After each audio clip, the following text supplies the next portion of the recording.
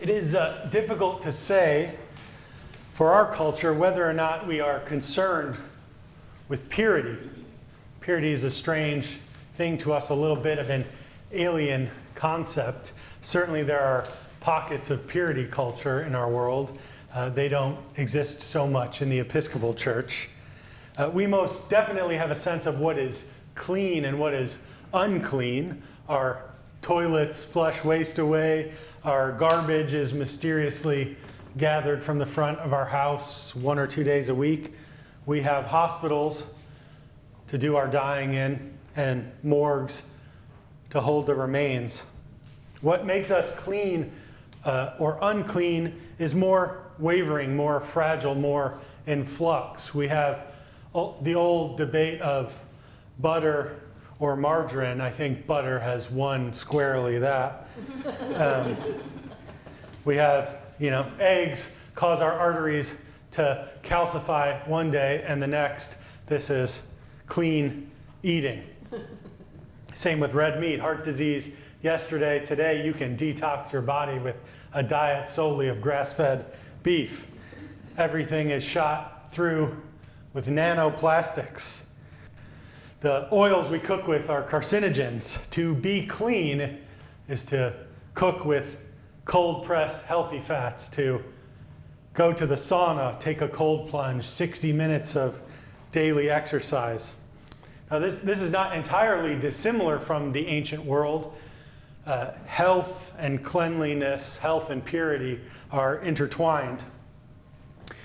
But it seems that for our culture, purity, cleanliness, this is not to come before God, but to come before a much more dangerous God. The God that we are cleaning ourselves for is the self. The self is to be kept in a state of constant upgrade. Cleanliness is being your best self, living your best life. We're to maximize our health and our prosperity, optimize our productivity, and you will be made clean. Your life will be afforded you if your skin has the glow of youth. Should you fail at economic viability in our culture, there are places you cannot go. Mind your credit score or be cut off. If you exude success and well-being, you can enter the hallowed halls of expensive places. Potential romantic partners will swipe approval. To be clean for us is to win at the game of life, to win the battle against shame and stress and anxiety. In the ancient Jewish culture in which our gospel is set, they are concerned with ritual purity and ritual impurity. The catastrophe taking place in the lives of the women in our 2 stories of healing is that they are in a state not only of failing health, but of social exile. The much ignored book of Leviticus gives us context of the woman experiencing a perpetual flow of blood. Every bed on which she lies during all the days of her discharge shall be treated as the bed of her impurity, and everything on which she sits shall be unclean, as in the uncleanness of her impurity. And we have the book of Numbers gives us context for Jairus' daughter. All who touch a corpse, the body of a human being who has died, and do not purify themselves, defile the tabernacle of the Lord.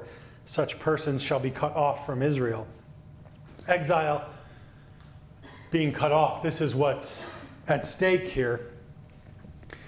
Exile is not just the consequence for these women, it is the consequence for those in relationship with these women. They are cut off from the stability with which an ancient Jewish life marks time and allows them the hospitality of participation in the divine life. They not only face the fears of their failing health, but the fear of being persona non grata. And it would be something of a horror for a woman in the ancient world to be unmarriageable. And we think of Jairus' daughter as a child because for us, a 12-year-old girl is a child. In the ancient world, she's a year or two away from her wedding day. And the woman hemorrhaging, well, any man who got involved with her would share her uncleanness.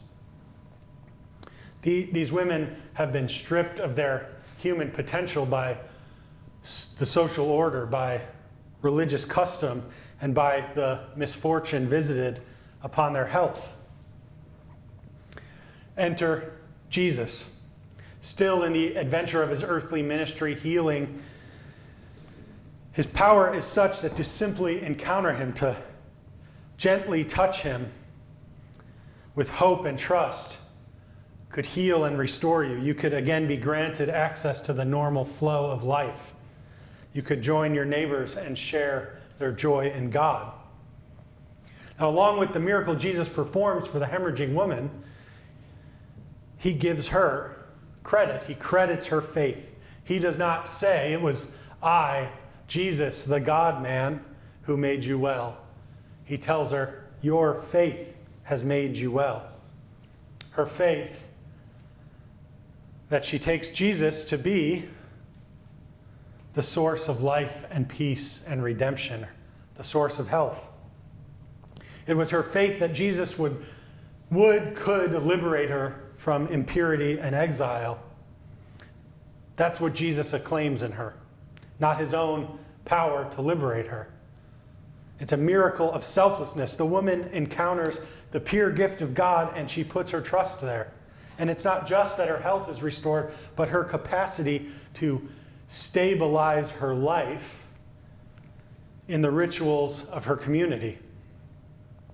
Jesus credits her not so she can go off and be proud of her own faith, but because they exchanged the gift of faith. Jesus gave her something to believe in, and she believed in him. And we too are here about ritual, about restoration. Our ritual comes from this ancient world, and it is a bit alien to us. It's a bit alien to the culture that surrounds us, as we have other rituals of restoration. We have doctor's visits, we have medicine, we have technology, medication.